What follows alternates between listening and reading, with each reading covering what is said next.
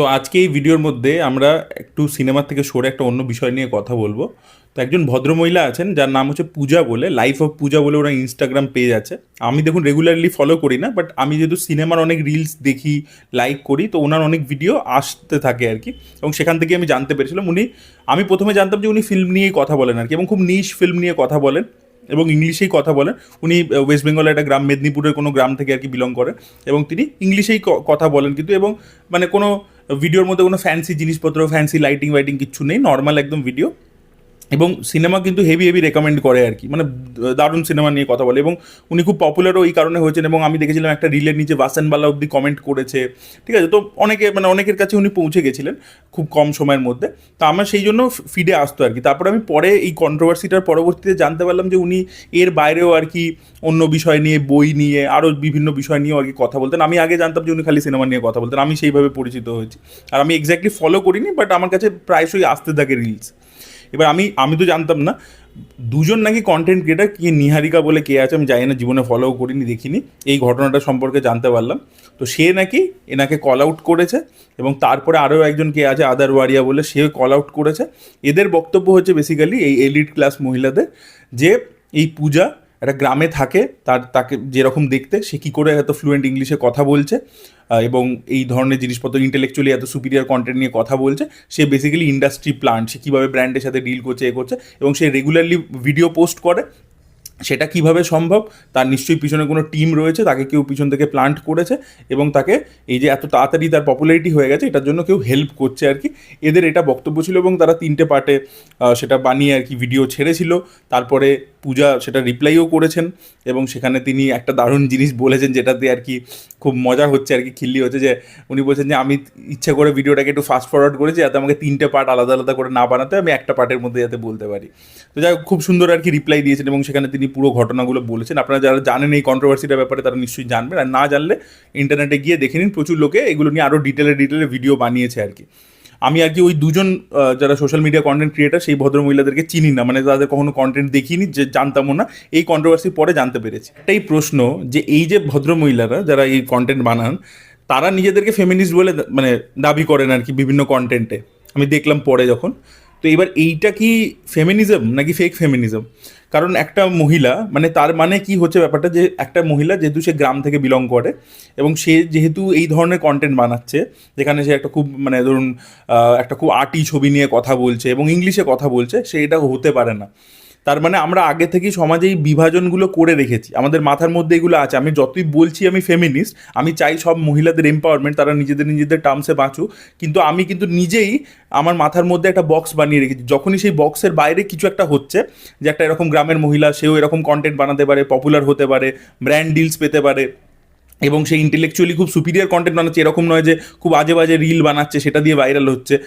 মানে intellectually superior content বানাচ্ছে, এবং সে তাকে ফলো করা শুরু করছে অনেক বড় বড় লোকেরা, তখন আর কি এদের সমস্যা হয়ে যাচ্ছে। তার মানে এটা কি ক্লাসিজম নয়? এটা একদম মানে পুরো এলিট মেন্টালিটি। এই জিনিস মানে আমি বহু দেখেছি।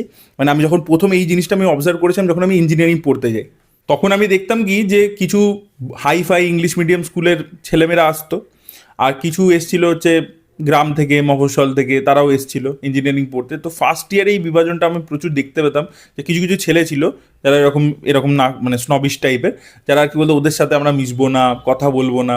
ইভেন আমাদের একবার স্কুলে মানে কলেজে একবার পিকনিক হয়েছিল, বলছে আমরা ওদের সাথে পিকনিকে যাবো না, মানে এই ধরনের ক্লাসিজম। তো এটা আমি নিজের চোখের সামনে হতে দেখেছিলাম। আর আমি দেখেছি যে সোশ্যাল মিডিয়াতে যারা কন্টেন্ট বানায়, সামনে যতই অ্যাক্টিং করুক, পিছনে এরা সবাই এরকমই, ঠিক আছে। এই ক্লাসিজম এখানেও আছে। আর আপনাদেরকে বলে রাখি, আপনারা যদি বম্বের দিকে তাকান, কিছু কিছু কন্টেন্ট ক্রিয়েটার আছে যাদের এরকম কোনো ব্যাকআপ থেকে আসেনি, নিজের থেকে তৈরি হয়েছে, এরকম লোকজনও আছে। কিন্তু অনেক এরকম লোকজনও আছে যারা কিন্তু প্রচুর বড় লোক, এবং তারা এখন ওই পয়সাটা পুশ করে নিজেদেরকে ওই জায়গাটায় নিয়ে যাচ্ছে, দিয়ে পপুলার হচ্ছে। যেমন রণবীর এলাহাবাদিয়ার কিন্তু প্রচুর টাকা আগে থেকেই আছে, ঠিক আছে। আশিস চাঞ্চলানির প্রচুর ব্যাকআপ আছে। আমি বলছি না তারা কন্টেন্ট খারাপ বানায় বা কিছু, তাদের ফ্যান ফলোয়িং থাকতেই পারে, কিন্তু হচ্ছে কি টাকাটা তাদেরকে অনেক হেল্প করছে, তাদেরকে অনেক পুশ দিচ্ছে আর কি, ঠিক আছে। প্রচুর টাকা থাকলে কানেকশনসগুলো অলরেডি রয়েছে। তো এরকম কিন্তু প্রচুর কন্টেন্ট ক্রিয়েটার রয়েছে। আমার বক্তব্য হচ্ছে যে যদি পূজার কাছে এডিটার থাকেও, তার যদি কেউ রিল এডিট করে দেয়, কেউ হেল্প করে দেয়, কিছু যদি হয়েও থাকে, তাতে প্রবলেম কি? সেটা কি অন্য সোশ্যাল মিডিয়া কন্টেন্ট ক্রিয়েটারদের ক্ষেত্রে হয় না? কিন্তু যেহেতু তারা আর কি ওরকম সেজে গুজে থাকে, ভালো লাইটিং, প্রফেশনাল ঠিক আছে, ওরকম দেখাবার চেষ্টা করে যে তারা খুব হাই প্রোফাইল, তো তাই জন্য তাদের ক্ষেত্রে কল আউট করা হয় না, কিন্তু পূজার ক্ষেত্রে কল আউট করা হয়েছে যেহেতু যে সিম্পল শাড়ি পরে রয়েছে। এবং তো তার মানে তোমাদের মেন্টালিটিটা কীরকম দেখতে পাচ্ছ, যে তোমরা ওটাকে ডাইজেস্ট করতে পারছো না। প্রথম কথা এখানে একটা ব্যাপার হচ্ছে কি বলুন তো, যে এরকম একটা জায়গা থেকে উঠে এসে কেউ আমাদের মাঝে কী করে বোঝা যাচ্ছে বা আমাদেরকে ছাড়িয়ে যাচ্ছে দুদিনের মধ্যে, সেটা একটা প্রবলেম প্রথম কথা। আর সেকেন্ড হচ্ছে কি, ওই যে এলিট মাইন্ডসেটটা, যে এ কী করে এটা হতে পারে, ঠিক আছে, যেটা আমি করতে পারছি না, বা এটা কী করে হতে পারে, এটা হজম করতে পারছি না। তো এটা খুবই এলিট মাইন্ডসেট এবং ফেক ফেমিনিজম, এরকম প্রচুর মানে। আর ফেক ফেমিনিজম আমি আরও একটা জিনিস বলতে চাই, এই ঘটনাটার কেন্দ্র করেই সামনে এসছে, সেটা হচ্ছে কিরণ রাও, আমির খানের এক্স ওয়াইফ। তো কিরণ রাও এই রিলের মধ্যে লাইক করেছে, বুঝতে পারছেন। কিরণ রাও নিজের ছবি বানিয়েছে লাপাতা লেডিজ, যেখানে সে উমেন এম্পাওয়ারমেন্টের কথা বলছে, এবং সে যখন এই অন্য কন্টেন্ট ক্রিয়েটাররা পূজাকে কল আউট করে ভিডিও বানিয়েছে, সেই রিলটা দেখেছে এবং সেখানে লাইক দিয়েছে।